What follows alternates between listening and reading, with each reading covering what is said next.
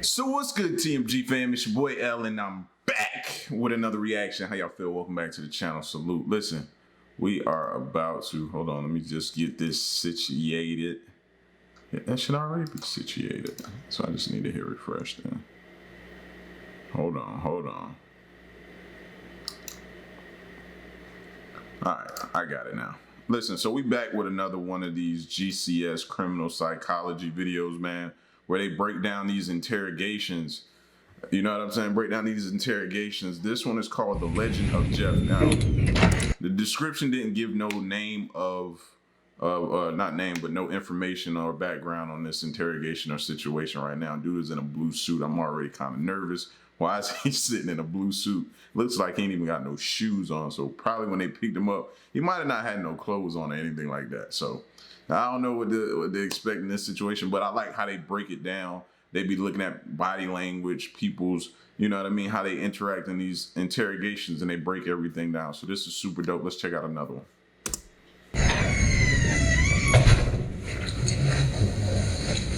Am I under arrest? For now. I'm under arrest? Yeah, I'll explain everything, but before I explain myself to you, before we talk to each other, I need to read your rights, okay? What am I under arrest for? Well, like I said, I need to read your rights first. Obviously, the charge is robbery, okay? Yeah, I'll explain everything. I'm under arrest for robbery? You are, but let me read your rights real quick, okay? And then I'll explain it all to you. Is that okay? You want me to do that real fast? All right, Jeff. Can you read with me? Just read in your head, okay? Before we ask you questions, you must understand what your rights are. You have the right to remain silent. Anything you say can will be used against you in the court of law. Does that make sense? You've probably heard these before, haven't you? Does that make sense? Do you understand your rights? Do you understand your rights, Jeff? Yes or no? You understand? Do you understand what I read to you? Did you comprehend what I read? See, the game of, what I like about these interrogations is like the game of cat and mouse, bro. You know what I'm saying? This whole dynamic, this back and forth dynamic of one person trying to gain the advantage on the other. I love that dynamic, bro. So he's obviously now done went into like full blown like mode. Yeah.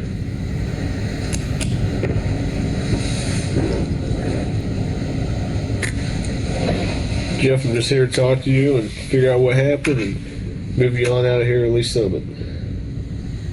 So do you understand the rights I read to you?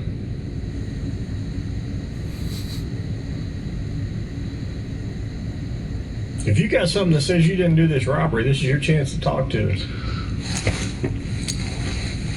Okay, good cop. No, usually I'm the prick. You look like the prick. This is Jeff. Jeff is a heroin addict and has been for the last 14 years. He is 6'5", weighs 153 pounds, and has now found himself in the unfortunate circumstance of being charged with armed robbery. This is in the state of Georgia, so if found guilty, they will render him the minimum term of 10 years without parole, up to the maximum term of life in prison. Jeff has been through the system multiple times over, and he will know that if indeed found guilty, his sentence will be considerably longer than the minimum 10 years due to his previous convictions. Jeff, do you understand your rights, yes or no? I'm not asking if you want to talk to me at this point. I just wondered, do you understand what I read to you? So am I under arrest? Yes, you're under arrest. Get me back to the cell. I don't talk to you motherfuckers. Okay, fair enough. You want to cope? 2.5 hours later, we right back. Well, I keep wanting to say, my name's Jeff. What movie was that from? My name's Jeff. Was that 21 Jump Street? I don't know. I just keep wanting to say that for some reason. But yo, he really finna put on. You can see it coming. You gonna be able to pop it open, or you need me to? Jeff has become somewhat of a cult figure in the domain of interrogation footage. His recognition seems to have grown through his own popularity, as opposed to the notoriety of his crimes like most others. Conveying the exact reasoning behind this can be tricky, as the interest in this character will no doubt vary by the individual. Yet we found the most collective reason can be explained through a single pop culture reference: the anti-hero. While the concept is timeless, the actual term was created through the realm of modern cinema. There's a diverse number of characters passing through the decades that fit the criteria. Yet perhaps the most textbook example could be the protagonist from the 2003 feature Bad Santa, a middle-aged man simply known as Willie. This is a character that lies, cheats, steals, swears at children, drinks an inconceivable amount of alcohol, and is generally extremely unpleasant to every single person he comes across. Look who's here, Jimmy. It's Santa. Oh, fucking right. Let's tell him what you want for Christmas.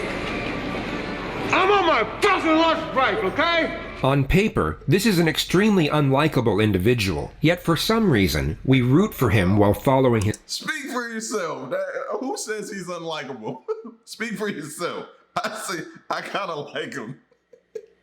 His story. Anti-heroes are flawed, as are we. Their moral complexity mirrors our own, and just like us, they are learning and growing as they move along the path of life. Their mistakes make us think of our mistakes, and perhaps the reason we root for their redemption is the reflection of ourselves rooting for our own. So you might be curious about the contrast between the anti-hero and the villain. One we embrace and relate to, while the other we despise and detach from. Both are driven by selfish motivations, yet our emotional response differs between them. The reason for this, while not necessarily obvious, is a relatively simple formula. The anti-hero must have a glimmer of humanity, alongside a noticeable vulnerability. This is what allows the viewer to truly connect with a character. It allows us to forgive them when they are unethical, but admire them when they are noble. It allows them to be angry, cowardly, and greedy, but also cheerful, brave, and empathetic. Who the fuck is Thurman? Is that you? Is your name Thurman?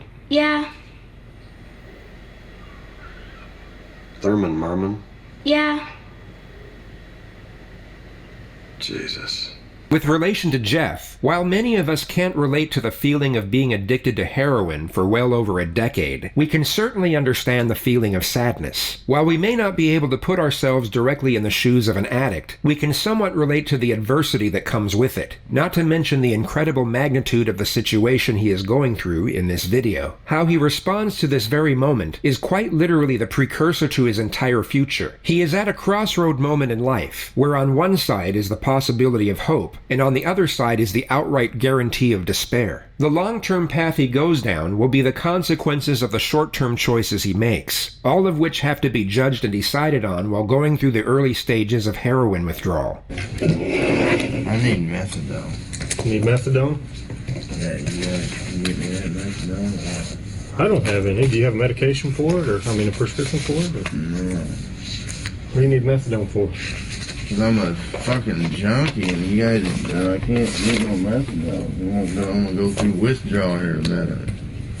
Where do you usually get your methadone from? I don't get it. I get heroin. How long you been using heroin? Long time, buddy. What are you trying to talk to me about here? Talk to you about what happened last night. Look, here's the deal. Either you're in a bad set of circumstances or you went and committed an armed robbery last night. Yeah, Right? I'm in a shitty, wrong place at the wrong time, obviously. I didn't commit no fucking armed robbery. All right, then let's talk about this. Let's not keep up I don't the talk act. to the police, man. I think it's in your best interest to. man. How? I don't talk to you're the sitting police. Here, okay. I've been through the system, buddy. I know how know it you works. have. I know you have, You're Jeff. not my friend. I'm not your friend. You're trying to fucking get me.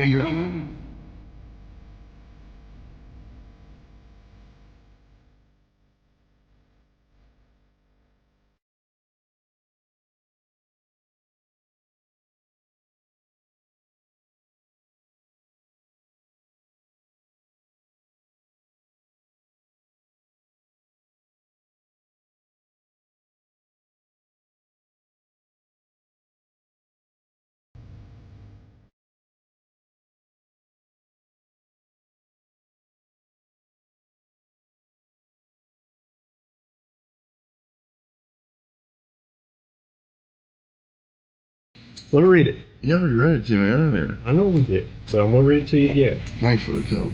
You're welcome. Before we ask any questions, you must understand what your rights are. And here we have our glimmer of humanity. Jeff extends his gratitude in recognition of the small favor the detective has done for him. There is no return benefit for Jeff giving thanks to his adversary, meaning there is an element of selflessness and grace in the act. There may be considerable emphasis on the glimmer of humanity here, but all we need is a glimmer to know that it's at least in there. You have the right to remain silent. If you cannot afford a lawyer and want one, a lawyer will be provided for you. If you decide to answer questions now without a lawyer present, you will still have the right. You also have the right to stop answering at any time until you talk to a lawyer. Do you understand the rights I've explained to you? No. Huh? Yeah. Okay.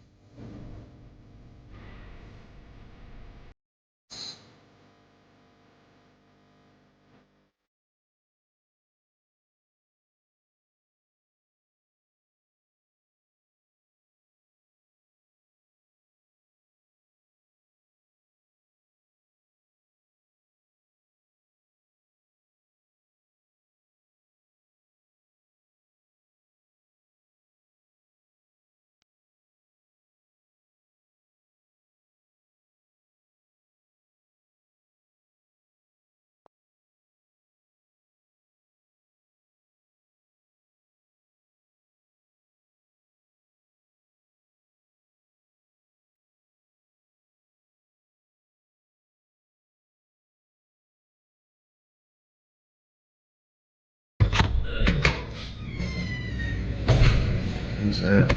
Just walk it up. All right. Mind you, this is a different guy this time. 5 hours later, by the way, too. And they need to get him probably to medical or something, bro.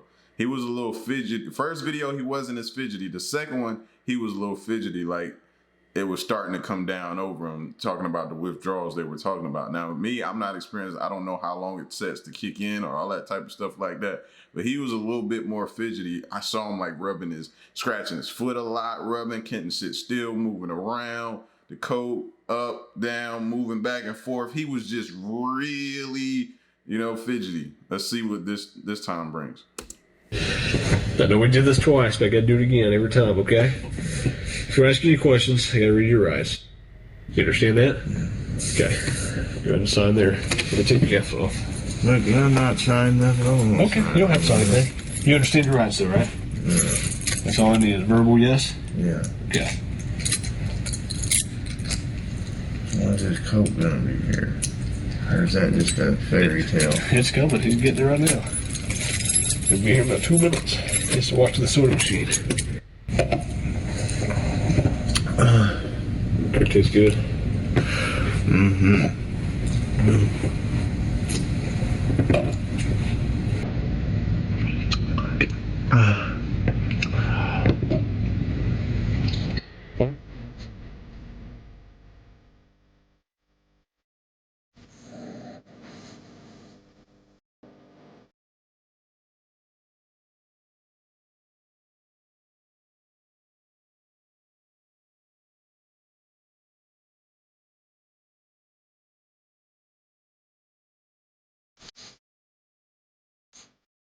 You haven't been helpful with me at all. You know, Wait a second. Didn't he ask for a lawyer? Should no lawyer be present after that? After he asked for a lawyer?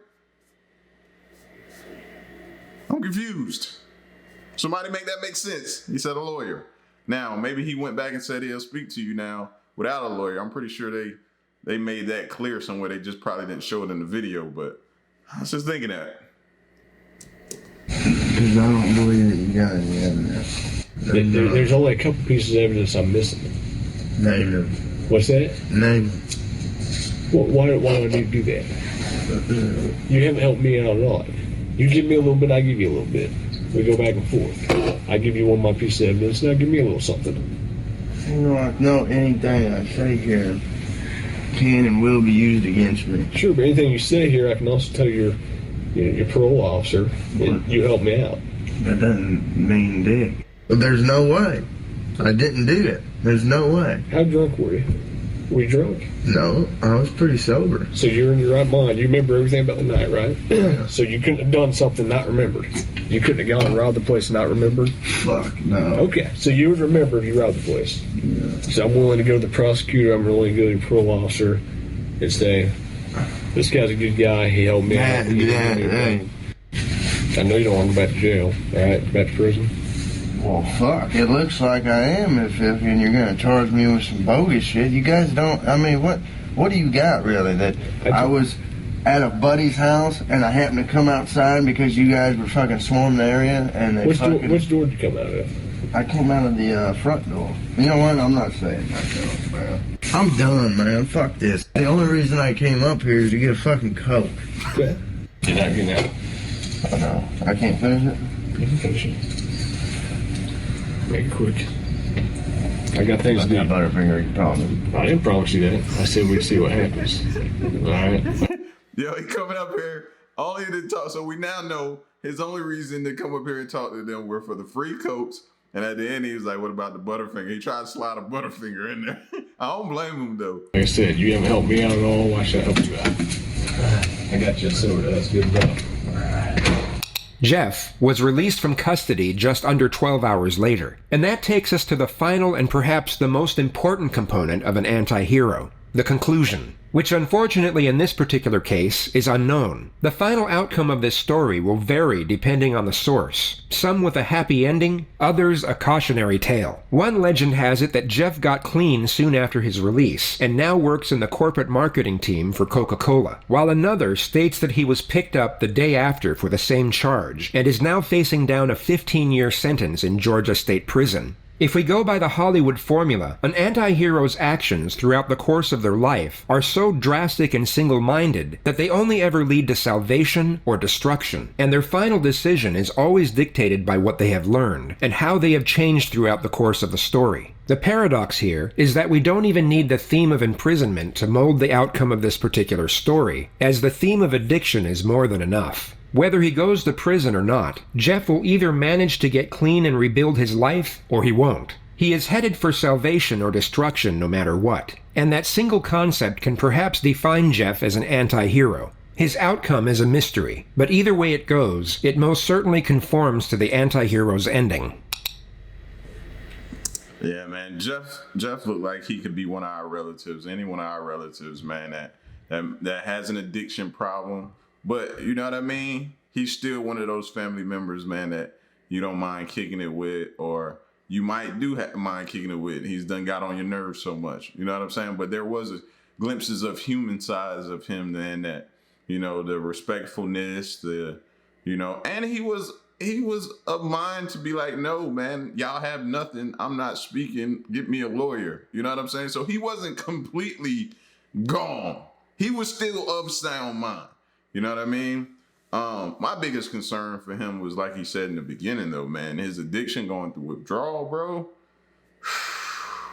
Because one thing is for sure, you going to jail, you gonna get clean. You gonna get clean. Well, I say that, but at the same time, let me take that back, because you can get drugs in prisons. You can get drugs in prisons. But you hear about stories about a lot of guys who got clean in prison. You know what I'm saying? So, but yeah, y'all get at me, man. I like how they break down these videos, bro. The psychology of these videos, bro. You know what I'm saying? These are super dope. This goes good with, I like to watch these sometimes after watching Audit the Audit. You know what I'm saying? Just to get this perspective of different things. So, y'all get at me in the comment section, bro. Till the next reaction, I'm gone. Peace.